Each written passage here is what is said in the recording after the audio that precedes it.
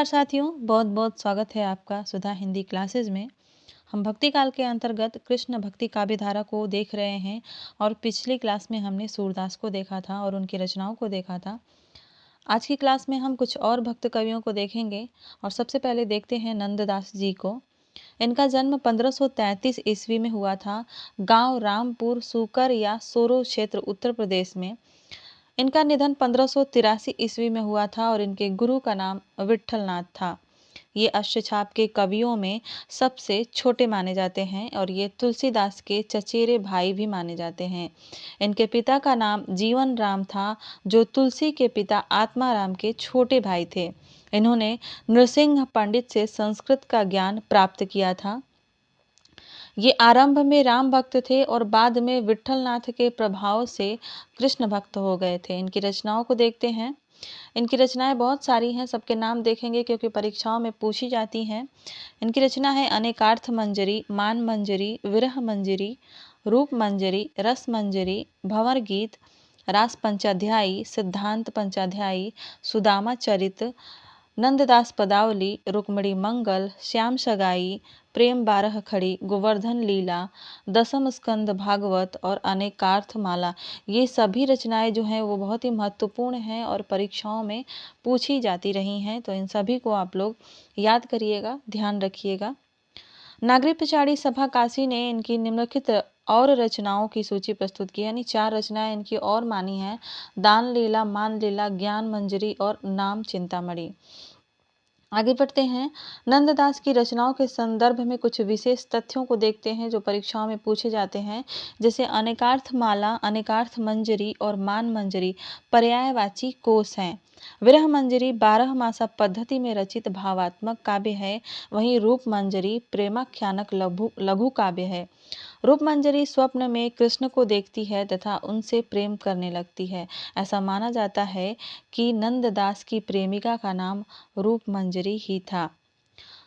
रस मंजरी में राधा व कृष्ण की श्रृंगारिक लीलाओं का चित्रण मिलता है और इसमें राधा का मांसल चित्रण है। अतः संत काव्य धारा के प्रसिद्ध कवि सुंदरदास ने इसकी निंदा की है। आगे बढ़ते हैं।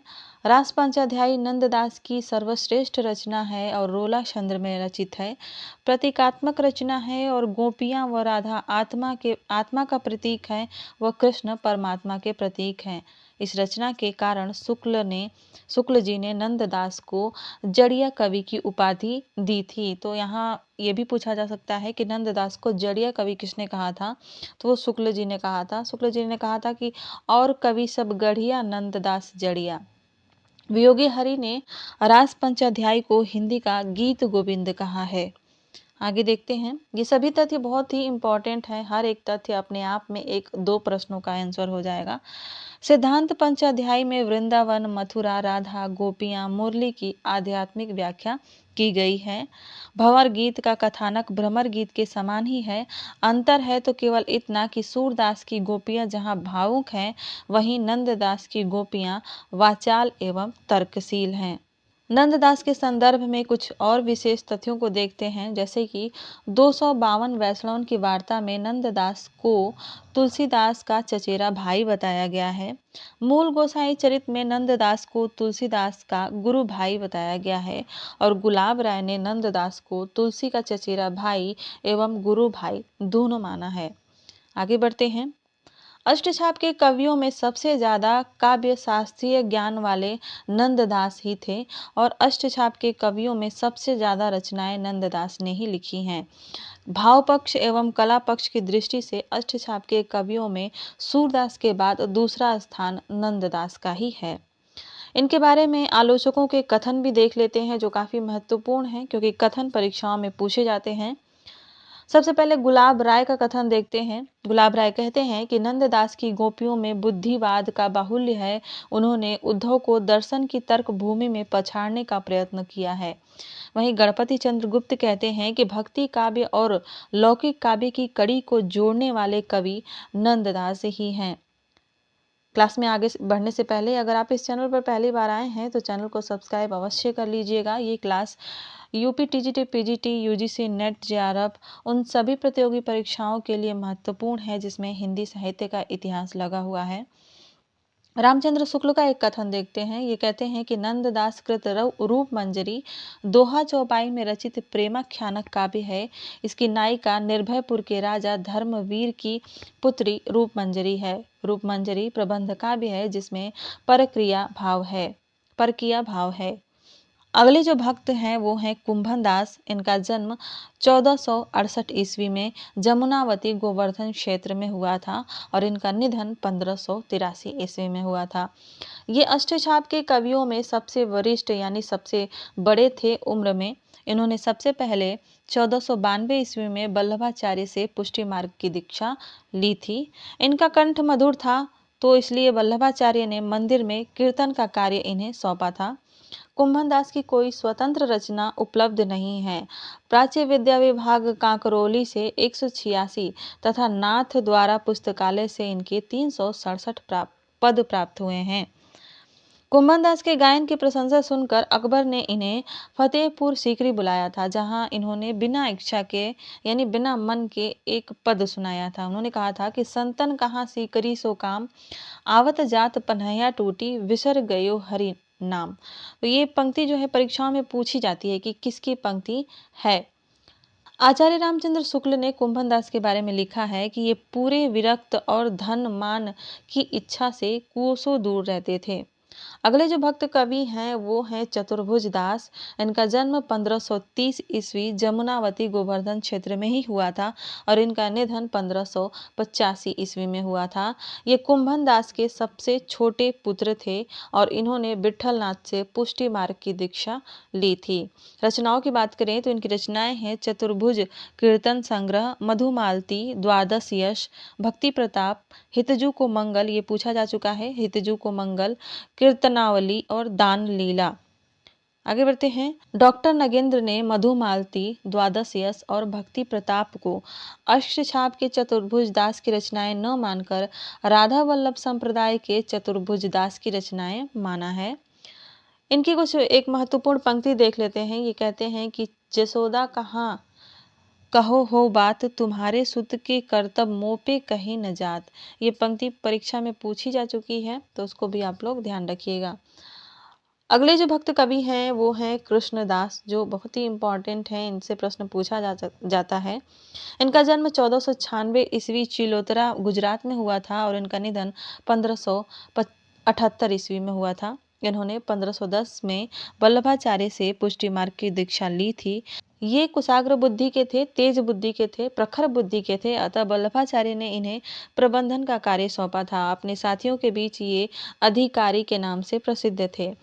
अष्टछाप के कवियों में शूद्र जाति के ये एकमात्र व्यक्ति थे और इन्होंने श्रीनाथ जी के मंदिर को बंगालियों के प्रभाव से मुक्त करवाया था। विठलनाथ से अनबन होने पर बीरबल ने इन्हें बंदी बना लिया था और बाद में विठलनाथ जी ने ही इन्हें मुक्त करवाया था। एक कुआं बनवाते समय उसी में गिर जाने के कारण इनका निधन हुआ था। इनकी रचनाएं हैं जुगलमान चरित, भ्रमर गीत और प्रेम तत्व निरूपण। इनके संबंध में आचार्य रामचंद्र शुक्ल कहते हैं कि कृष्णदास की मातृभाषा गुजराती है किंतु इनके पदों की भाषा ब्रजभाषा है। सूरदास तथा नंददास के सामने इनकी कविता साधारण कोटि की है। आगे देखते हैं परमानंद दास जी को। इनका जन्म 1493 ईस्वी कन्नौज के कानेकुब्ज ब्राह्मण परिवार में हुआ था और इनका निधन 1572 ईस्वी में हुआ था। इनके दीक्षा गुरु वल्लभाचार्य जी थे।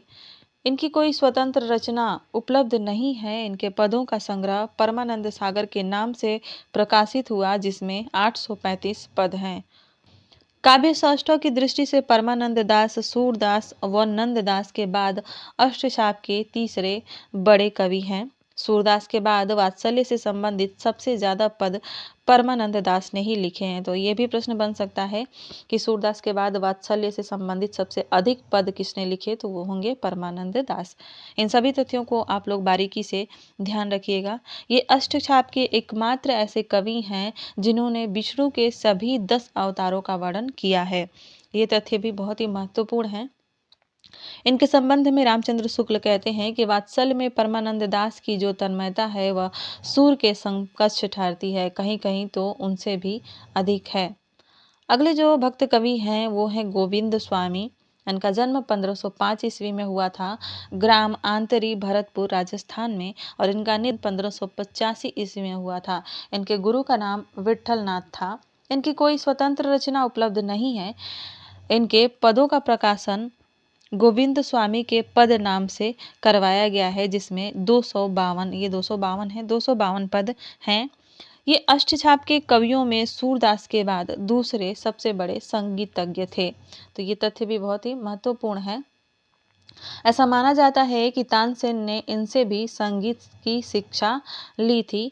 ऐसी किंवदंती है कि अकबर ने पेड़ की ओट लेकर इनके किसी पद को सुना था। इन्होंने गोवर्धन के महावन क्षेत्र में कदम्ब के पेड़ लगाए थे। वह स्थान आज गोविंद स्वामी की कदम खंडी के नाम से प्रसिद्ध है। आगे बढ़ते हैं और देखते हैं छीत स्वामी को। इनका जन्म 1515 ईस्वी मथुरा चतुर्वेदी परिवार में हुआ था, मथुरा में, और इनका निधन 1585 ईस्वी में हुआ था। इनके गुरु का नाम विट्ठल नाथ था। इनकी भी कोई स्वतंत्र रचना उपलब्ध नहीं है। इनके 200 पदों का संकलन पदावली के नाम से प्रकाशित हुआ है, और इनके पदों में ब्रजभूमि के प्रति प्रेम की भावना व्यक्त हुई है। ये स्वभाव से उद्दंड थे। इन्होंने विट्ठल नाथ को खोटा सिक्का और थोथा नारियल देने की योजना बनाई थी। ये अपने साथियों में छीतू चौबे के नाम से प्रसिद्ध थे। इनकी चर्चित पंक्ति है कि हे विधना तोसो अचरा पसारी के मांगो, जन्म जन्म दीजो मोहि याही ब्रज बशिबो। बहुत ही सुंदर पंक्तियां हैं। ये परीक्षा में पूछी जा चुकी है, तो इसको भी आप लोग ध्यान रखिएगा। अगला जो संप्रदाय है कृष्ण भक्ति का, वो है राधा वल्लभ संप्रदाय, और ये 1534 ईस्वी में इसका प्रवर्तन हुआ था। इसके प्रवर्तक हैं गोस्वामी हित हरिवंश जी, और इसमें कृष्ण के नित्य विहारी स्वरूप की आराधना की जाती है। इस संप्रदाय में राधा का स्थान कृष्ण की तुलना में ऊंचा माना जाता है। इस संप्रदाय में राधा की उपासना तत्सुखी भाव से की जाती है। इस संप्रदाय में मंदिरों में राधा व कृष्ण दोनों की ही मूर्तियां नहीं होती। एक स्वर्ण पत्र पर श्री राधा अंकित रहता है और इसे लाल कपड़े पर रखा जाता है। इसी की उपासना की जाती है और इसे कहते हैं गद्दी सेवा करना। इस संप्रदाय के भक्त सफेद चंदन की दो बड़ी खड़ी रेखाओं के मध्य, ऐसे खड़ी रेखा रहेगी, उसके मध्य में काली बिंदी लगाते हैं, और सफेद चंदन की रेखाएं कृष्ण तथा काली बिंदी राधा का प्रतीक है। यानी दोनों साइड की ये जो रेखाएं रहेंगी वो कृष्ण का प्रतीक रहेंगी, और बीच में एक काली बिंदी रहेगी, वो राधा का प्रतीक रहेगी। इसके प्रमुख कवियों को देखते हैं। सबसे पहले इसमें आएंगे गोस्वामी हित हरिवंश। इनका जन्म 1502 ईस्वी में हुआ था, और इनका निधन 1572 ईस्वी में हुआ था। कहीं कहीं पर 1552 मिलता है, तो जो वो सही नहीं है, सबसे ज़्यादा रहेगा सही 1572 ईस्वी। रचनाओं की बात करें तो इनकी रचना है स्फुटवाणी, जो कि ब्रज भाषा में है। यमुनाष्टक, इसमें 8 पद हैं, संस्कृत में है। हित 84 में 84 पद हैं, ब्रज भाषा में है। राधा सुधा निधि 170 श्लोक मिलते हैं, और संस्कृत में ये रचना है। इस संप्रदाय में हित हरिवंश को कृष्ण की बंसी का अवतार माना जाता है, और हित हरिवंश के निधन पर हरिराम व्यास ने कहा था कि बड़ो अभाग्य अनन्य सभा को उठी गए ठाठ सिंगार, हुतो सब रसिकन को आधार। डॉक्टर नगेंद्र इनके बारे में कहते हैं कि ब्रज भाषा का जैसा समृद्ध और प्रांजल हित हरिवंश की वाणी में प्रस्फुटित हुआ, वैसा अन्य किसी भक्त कवि की रचना में नहीं हुआ। आगे बढ़ते हैं और देखते हैं दामोदर दास को। इनका उपनाम सेवक जी भी मिलता है, और इनकी रचना है सेवक वाणी। अगले जो भक्त कवि हैं वो है ध्रुव दास। इनका जन्म 1573 ईस्वी में तथा निधन 1643 ईस्वी में हुआ था। इनकी कुल रचनाओं की संख्या की बात करें तो 42 रचनाएं मानी जाती हैं, और शुक्ल के अनुसार 37 है, वियोगी हरि के अनुसार 40 हैं। रचनाओं के नाम देख लेते हैं। ये रचनाएं हैं, प्रमुख रचनाएं देखेंगे, जैसे व्रज लीला है, हित श्रृंगार लीला है, जीव दशा लीला, दान लीला, मान लीला, नित्य विलास लीला, जुगल ज्ञान लीला, वन विहार लीला और भक्त नामावली। ये बहुत ही महत्वपूर्ण रचना है, इसको भी आप लोग याद रखिएगा। अगले जो भक्त कवि हैं वो हैं चतुर्भुज दास। इनकी रचनाएं हैं द्वादश यश, मधुमालती और भक्ति प्रताप। ये डॉक्टर नागेंद्र के अनुसार हैं। शुक्ल जी ने इन्हें वल्लभ संप्रदाय के चतुर्भुज दास की रचनाएं माना है। ये जो रचनाएं हैं। अगले जो भक्त कवि हैं वो हैं हरिराम व्यास। हम सिर्फ उतना ही सबके बारे में जानेंगे जितना कि परीक्षाओं के लिए महत्वपूर्ण है और परीक्षाओं में जितने तथ्य आ सकते हैं, क्योंकि अब ज़्यादा समय नहीं रह गया है कि पूरा डीपली अध्ययन करें। इनका जन्म 1492 ईस्वी के आसपास हुआ था। ये समय डॉक्टर नगेंद्र के अनुसार है और 1510 ईस्वी के पास अन्य विद्वानों के अनुसार इनका समय माना जाता है। रचनाओं की बात करें तो इनकी रचना है व्यासवाणी, जिसमें 758 पद हैं और 148 दोहे हैं। रागमाला 604 दोहे मिलेंगे। नवरत्न, स्वधर्म पद्धति जो कि संस्कृत में है, और एक और भक्त कवि हैं नेही नागरी दास, इनकी रचना का नाम राधाष्टक है। उतने महत्वपूर्ण नहीं है, फिर भी याद कर लेना चाहिए। तो आज की क्लास में बस इतना ही। कल की क्लास में कुछ और भक्त कवियों और अन्य कृष्ण भक्ति से संबंधित संप्रदायों को देखेंगे। तब तक इस क्लास को देखकर अच्छी तरीके से आप अपने नोट्स बनाइए और उनको याद करिए। मिलते हैं अगली क्लास में, तब तक के लिए खूब पढ़ाई करिए, स्वस्थ रहिए। धन्यवाद।